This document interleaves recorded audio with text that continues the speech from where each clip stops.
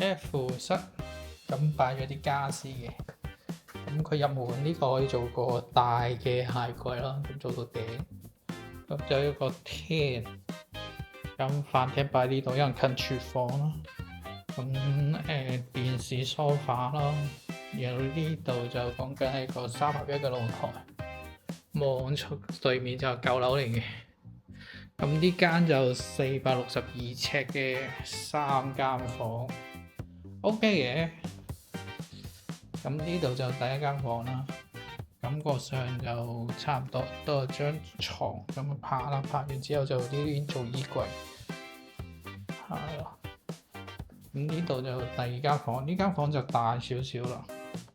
咁張床就拍牆啦，然後就做個大衣櫃。咁第三間房就喺呢度啦。咁做咗書台嘅，其實擺法都差唔多。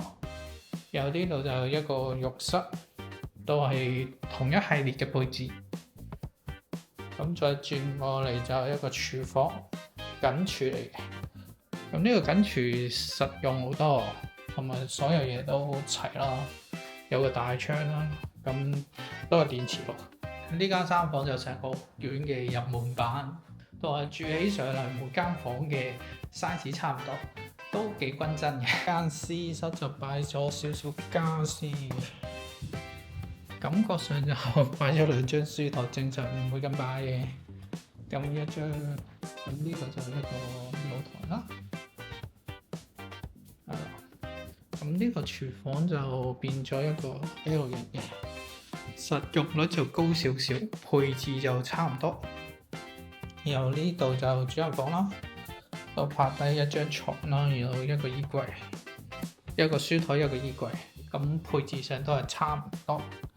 另外嗰邊都係咁啦，咁就做咗一個上下格床啦，因為樓底都 OK 高嘅，咁做上下格床都 OK 嘅，然後做咗一個大新嘅衣櫃，其實可以做到頂嘅。然後門後面就係一個浴室，所有浴室嘅配置都係一模一樣。